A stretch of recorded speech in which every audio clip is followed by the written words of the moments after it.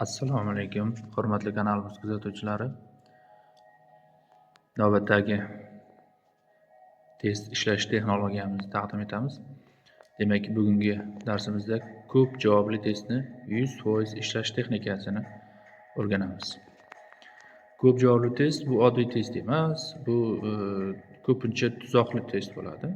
Talabalarning aksariyati mana shu yerda eng ko'p ball yo'qotadi.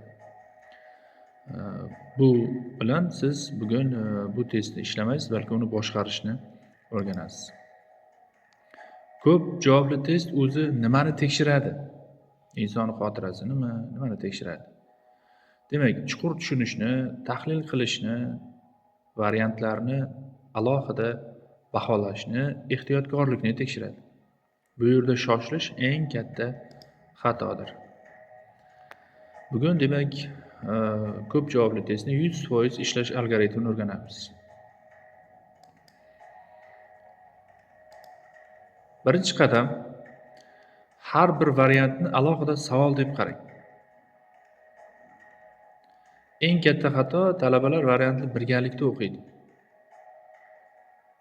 Har bir variant to'g'rimi yoki noto'g'rimi deb alohida baholash kerak. Go'yoki 4 ta kichik savol bor deb tasavvur qiling. Ikkinchi qadam, hammasi to'g'ri tuzog'i. Ko'p javobli testda eng ko'p uchraydigan tuzoq bu barchasi to'g'ri, faqat 1-2 yoki faqat 1-3, 2-3 4. Shu yerda talaba taxmin qiladi. Professional esa avval 100% noto'g'ri variantlarni topadi.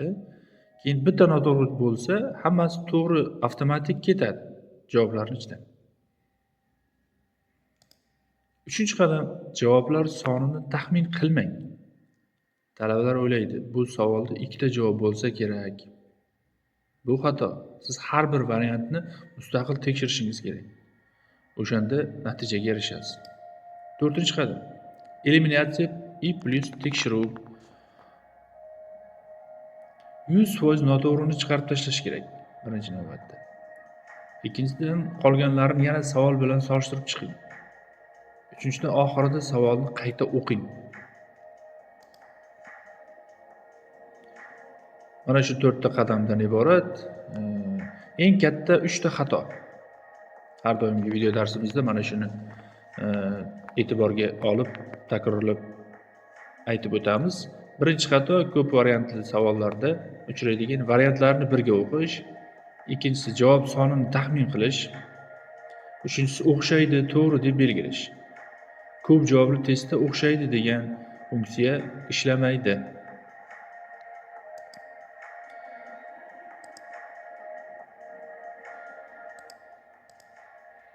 Professional strategiya.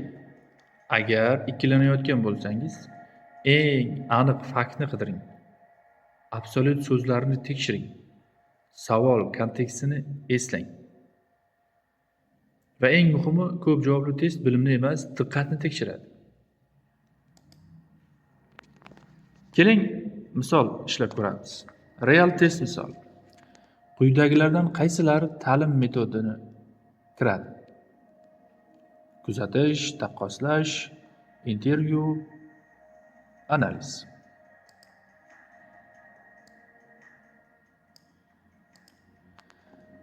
A javob 1-2-3, B javob 2-3, C javob 1-3-4, D javob barchasi to'g'ri.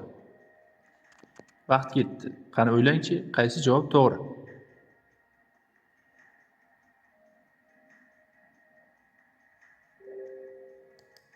Keling, shuni strategiya bilan yechim izlab ko'ramiz.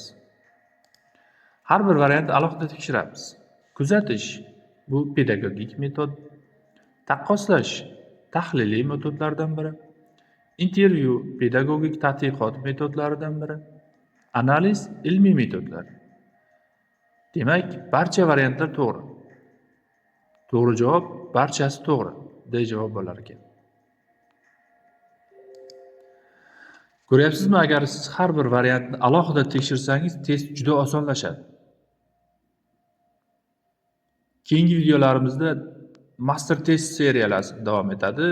3-seriyamiz rost-yolg'on testlarini ishlash, 4-seriyamiz moslashtirish testlarini ishlash, 5-seriyamiz ketma-ketlik tartibidagi testlarni ishlash, 6-si esa bo'sh joyni to'ldirish testlarini ishlashni sizlar bilan ko'rib chiqamiz. Bizni kuzatishda davom eting, kanalga obuna bo'lishni unutmang.